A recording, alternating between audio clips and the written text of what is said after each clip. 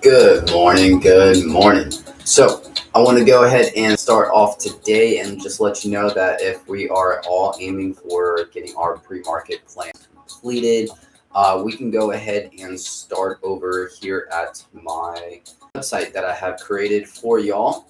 Specifically, this helps you build your ultimate trading plan. So, you can utilize this entire website in order to come in, define your strategy, define your trading plan when you're coming into the market, your pre-market analysis, and all of that information. So I'm going to go ahead and show you my pre-market that I built out in here, and then pretty much that's what I'm going to be executing today. So very straightforward. I'm going to be executing my pre-market analysis that I already created on here. So let's go ahead and jump right into my pre-market so we can go ahead and get the day started. So right here we have Forex Factory. This is always the number one. We want to check out news events that are occurring, because what's going to happen with news events is that can give you volatility either to the good side or to the bad side in order to continue to focus on making money in the future, right? I'm a swing trader, so majority of these items don't usually affect me until they're like core items that really hone in and take effect. So let me go ahead and share my entire screen. So here we go. So right here, just in case you needed the website as well, it is www.thdragonsnesttrades.com. So, but besides that, let's jump into Forex Factory. Right here, we have Sunday. Nothing really going on, just a little AUD news. Monday, we got nothing but yellow folders, which is good. So therefore, we don't have to worry too much upon Monday. So we are holding two trades over the weekend. As of right now, I have a trade on GU on one prop firm, and I have a gold trade that I'm holding on another prop firm. So as of right now, we are holding two different prop firm trades over the weekend, and I really like to see, not much orange, no orange and no red folders on Mondays are always a good sign that the hold could have a high probability of either opening back up where it originally was, and then no super gaps of any sort, unless something happens over the weekend that is just, unforeseen events. So beyond that, let's go ahead and jump right into Tuesday. Tuesday, we have a orange folder and some red folders right here. So we do have core CPI this week on Tuesday. So this is going to be a big news event right here that's going to spike the market. Now, I want to mention to you at this very moment that I've been aware of. CPI, like core CPI right here, typically will move gold. It doesn't always move gold, but it typically does move gold. I've seen where gold would spike crazily in either direction once the core CPI comes out. So we could see some opportunity here when we're looking at gold, depending on how gold reacts all of Monday, and then coming to the open on Tuesday. So that's just something to keep in mind. And then continuing to scroll down, the rest of the day is pretty yellow. And then going into Wednesday, we have some yellow folders, and then again, some main core PPI here on Wednesday. So Wednesday, we have core PPI. So coming down here, we are looking at some opportunity again where gold can become really heavy in bullish or bearish sentiment. So beyond that, we do have some core PPI month to month, and then we have PPI month to month October data. So let's just continue. Lots of yellow folders again to kind of finish off the week.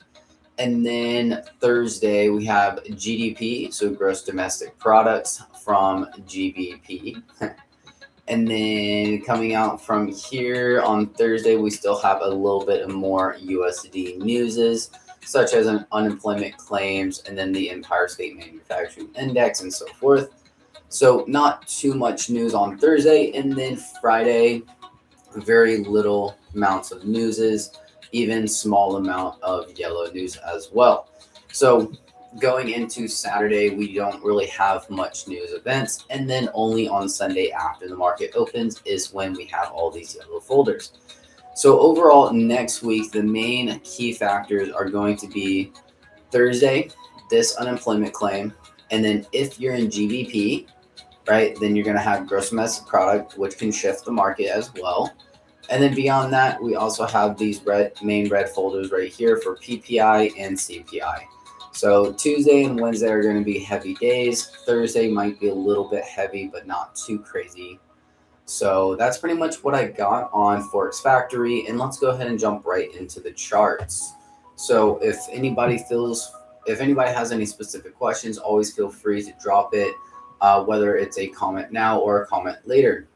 Go ahead and just let me know. So just FYI, it is freezing cold in here. I am in my outside office at this very moment.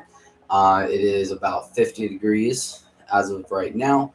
And I am just warming up with some tea. I would have done coffee, but unfortunately, I have no grounded coffee, and I don't want to wake my kids up at 5 o'clock in the morning, turning on a grinder. So going from there, as of right now, we're going to go ahead and jump right into the DXY. So DXY, I was in the anticipation that we were going to have a major pullback. Guess what occurred? We've had a major pullback. I was anticipating that we could get up to the 61 before we head back down. And if you want to just kind of check me, right, when did I draw this out? Let's see. I don't know if I can find it right here. There you go. January 5th. So I drew this about, 6 days ago now? So I was anticipating this pullback to continue to occur over 6 days ago now. So as of right now, I'm not saying I am predicting the future of any sort, right? No. I saw market structure off the weekly, and the market structure off the weekly was a bullish sentiment, then become bearish, and then started reversing here. So I figured this right here, if it broke, we would get a weekly pullback before we continue. Now, this does not mean we have to continue. I'm just letting you know. What could happen is, now that we're up here, we could pull back very minorly, find some support in this previous resistance zone, and then we continue ahead higher. This is heavily possible for one main reason. One main reason is we were in a bullish trend here before we came bearish and then now back bullish. I am in the anticipation that we were in an overall bearish sentiment. We became plateaued over this general move here, and now we want to become bearish again. And that is why I decided to aim for the lows, not for price to continue higher. Price could continue higher because this is now technically a higher low that has already formed as well. So you can now take this and pinpoint a higher low right off of this area. So we are now making weekly bullish structure. So this is touch point A, touch point B. So if we had a touch point C, then we could continue in the up direction. Now, again, I don't think that's going to be the case for me. I'm going to be continuing to expect it to continue lower, but this is what we are currently at. So I'm just kind of taking some stuff away that is no longer needed. And we are now in this area. So now I'm looking for some rejections in this area so that we can continue to break these lows once again. So that is where I'm at with the DXY. So directionally based, I'm thinking over this next week, Monday, Tuesday, we find some footing here. And then by Wednesday, maybe even Tuesday, because that's whenever news event starts. So on Tuesday, I'm thinking we will start breaking to the downside. Now, if we do have a quick tap to the 61 or even a little bit higher, that's perfectly fine. And then a continuation to the downside. So let's go ahead and jump right into GU. We're going to start with the weekly time frame.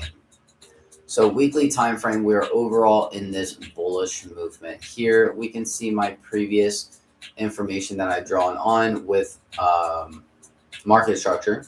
So we have this really choppy like pattern kind of going on here, but off of the weekly, we have been having this major uptrend at this very moment. I'm going to delete this because I don't personally need it at this very moment.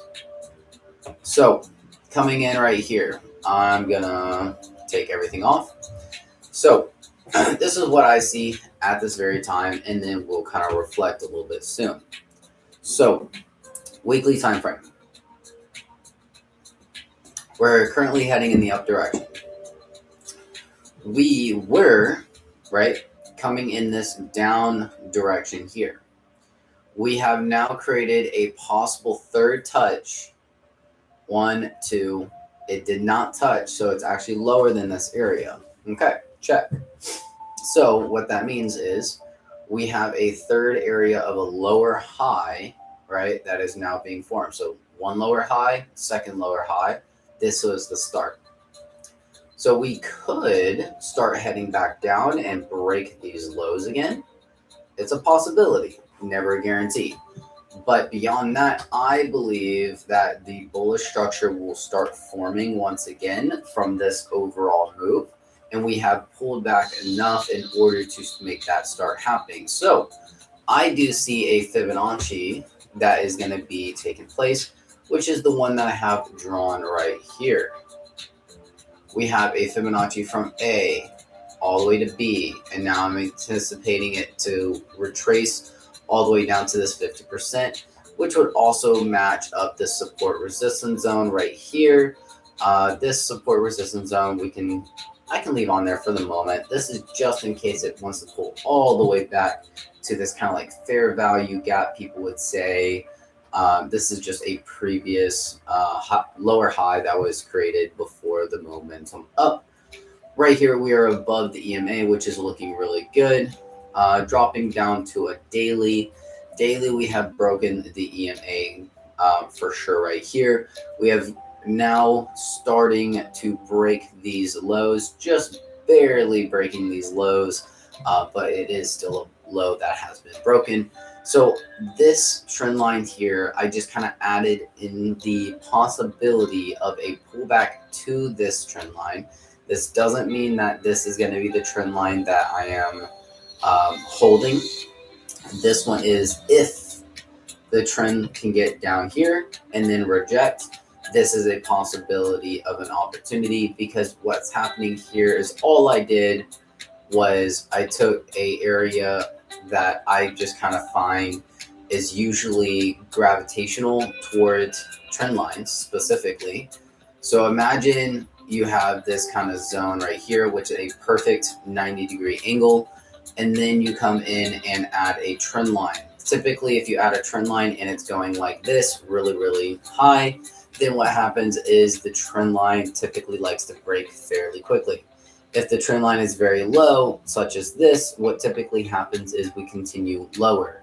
But if we have a nice like 45 degrees somewhere right in this little middle zone where it's heading both to the right and up at the same time, a nice 50-50 shot, then what happens is price typically sits here and continues to ride higher significantly further than if it is in one direction, such as this trend line right here. You see how it was riding really nice and then it started plateauing and now it's reversing, right? This one will only go on for so long, so delete. This one right here that I'm anticipating is I want this one to possibly catch the move, and then we can shoot up, and then we can catch the move, shoot up, we can catch the move right here, wherever the trend line kind of follows. And then, that's pretty much my mentality of this trend line. So I'm not stating right now that this trend line will hold once again. But going into the daily time frame, we have pretty much came down, broke the high, and now we're breaking this low. So we are anticipating a possible pullback. So if I drop to a 4-hour, this is what I would love to see. We are currently at this support resistance zone, right, that previously broke. We are currently at this kind of support resistance zone that we have held now twice. So what I would anticipate price doing is price pulling back, giving us ultimately a daily lower high, and then a continuation to the downside, coming down to the 50% before making an opportunity for another overall buy. But as of right now, I am thinking sells. I'm not currently thinking buys. If we are looking at market structure off of the daily, let's go ahead and just pull that up so we can see what market structure looks like. Market structure, I'm just going to randomly grab this low. We got a high, we got a higher low. We got a high here. We had price come over, kind of come back up a little bit before making this higher low. And then we had this higher high, higher low, higher high. And now price has now came down and broke this low. So this is the ultimate high, right? And then the most recent lower low that is now formed. So now this is where price would only come in, and I would only